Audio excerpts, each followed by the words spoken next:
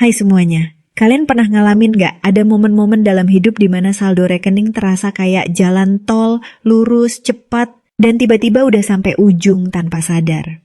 Gaji baru masuk, tinggal jejak digital. Makanan pokok udah dibeli, tagihan udah dibayar, tapi entah kenapa rasanya masih kosong. Lalu banyak yang mulai mikir, jangan-jangan yang bikin cepat habis bukan cuma pengeluarannya, tapi caranya uang itu datang. Gaji harian, mingguan, atau bulanan. Sebenarnya mana sih yang paling masuk akal buat bikin kita tetap waras secara finansial? Mari kita bahas bareng-bareng.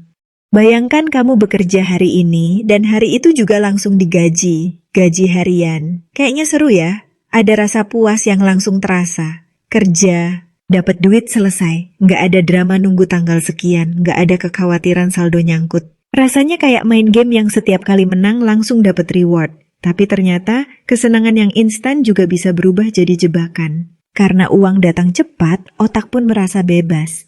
Beli es kopi dikit nggak masalah, pikir kamu. Besok dapat lagi kok. Tanpa sadar, uang yang masuk harian juga keluar harian. Dan karena nilainya kecil-kecil, kita merasa itu bukan masalah besar. Padahal, efeknya bisa kerasa di akhir minggu.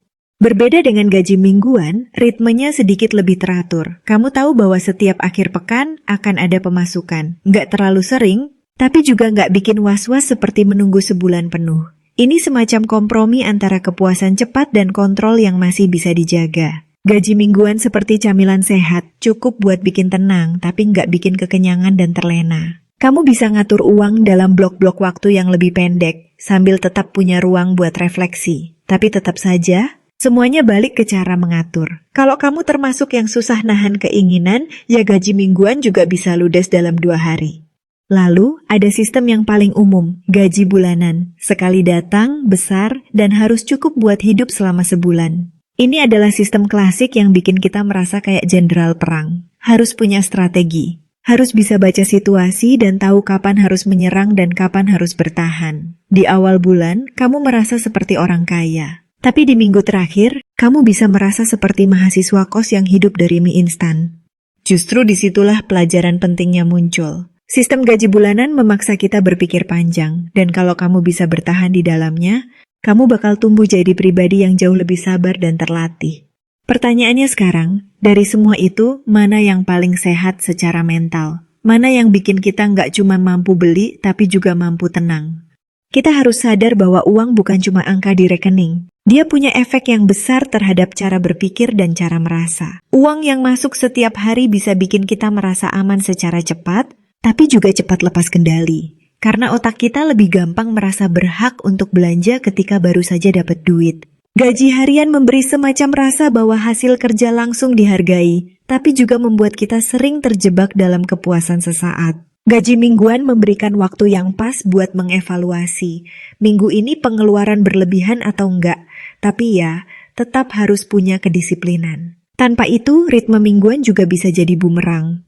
Yang menarik dari gaji bulanan adalah bagaimana sistem ini membentuk pola pikir jangka panjang. Bukan cuma soal hari ini, tapi juga soal besok dan minggu depan. Kalau kamu bisa melewati sistem ini dengan baik, kamu punya modal mental buat bertahan dalam hal-hal lain juga. Karena di dalam tekanan untuk bertahan hidup selama 30 hari, kamu belajar tentang prioritas, tentang bedanya keinginan dan kebutuhan, tentang kapan harus menahan dan kapan boleh memberi ruang.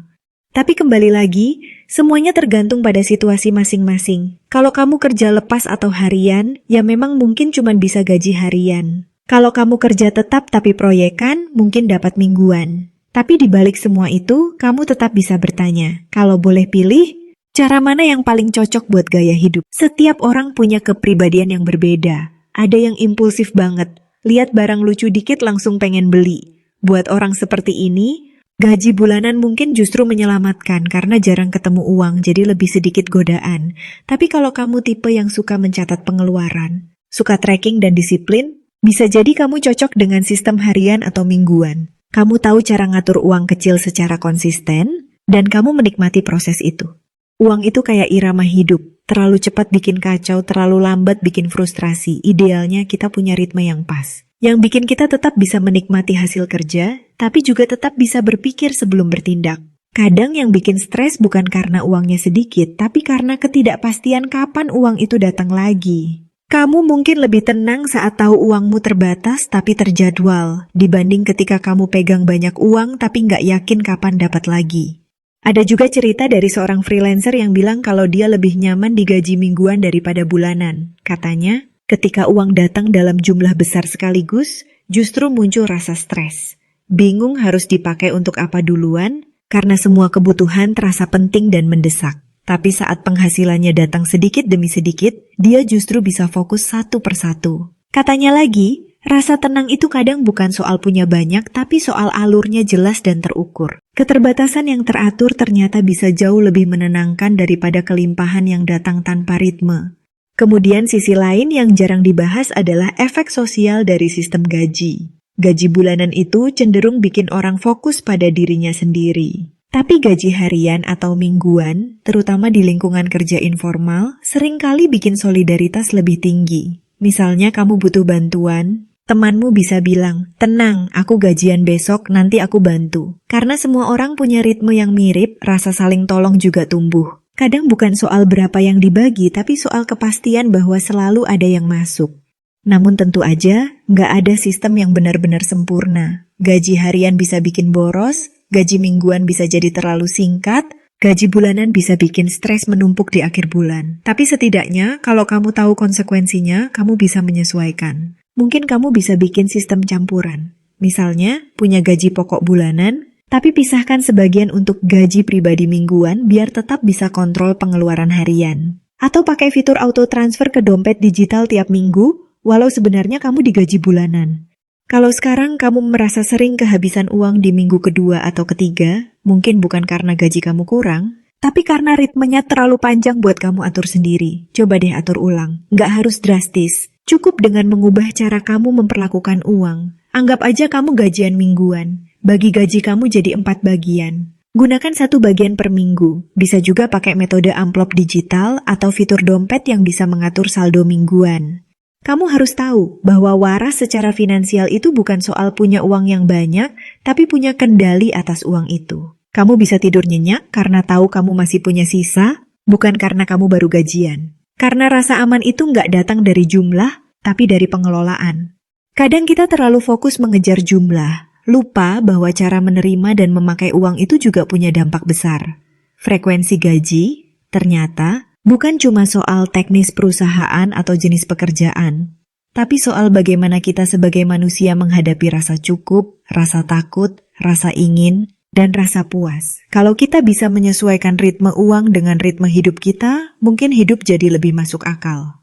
Bisa jadi kamu termasuk orang yang merasa lebih damai saat uang nggak terlalu banyak, karena itu membuatmu lebih jernih dalam mengambil keputusan. Atau mungkin kamu butuh rasa tenang dari uang yang datang rutin, walau kecil, karena itu membuatmu merasa diperhatikan. Semua valid. Yang nggak valid adalah terus merasa stres tapi nggak pernah mencoba memahami penyebabnya.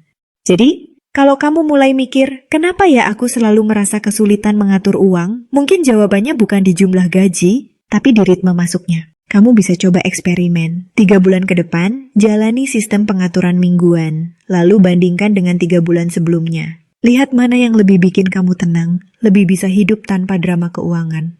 Akhirnya, tujuan kita semua bukan sekadar bertahan hidup, tapi bisa hidup dengan lebih waras. Bisa senyum waktu buka aplikasi banking, bukan panik. Bisa belanja dengan sadar, bukan pelampiasan. Bisa menikmati hasil kerja tanpa harus merasa bersalah setelahnya. Kalau kamu sudah sampai titik itu, aku rasa kamu sudah menang.